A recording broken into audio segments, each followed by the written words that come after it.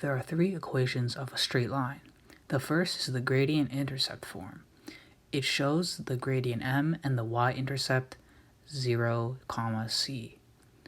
The second is the point gradient form.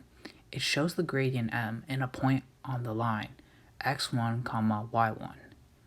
The third is the general form. This allows you to quickly get the x-intercept, negative d over a, 0, and the y-intercept, 0, negative d over b. Now, you may be wondering what the gradient of a straight line is. In simple terms, the gradient measures how much something goes up or down for every unit you move to the right.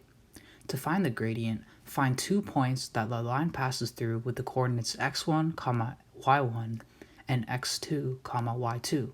The gradient between these 2 points is calculated by the following formula. This formula is given in the formula booklet, so you don't need to memorize it. Using the gradient, we can find the equation of a straight line. If you are given 2 points, then first find the gradient. It is easiest to start with the point gradient form, then you can rearrange it to whichever form is asked. Now, let's look at an example to get a better understanding. A line passes through the points negative 2, 4, and 5, negative 6. Find the line's equation in the form ax plus by plus d equals 0. So first, we'll find the gradient between the 2 points by applying the formula.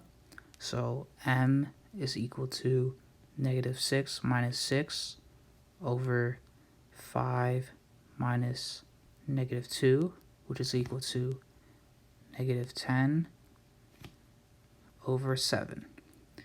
So now we'll use the point gradient form formula. So first, let's identify everything. So x1, x2, y1 is equal to negative 2, 4, and m, as we just calculated, is negative 10 over 7.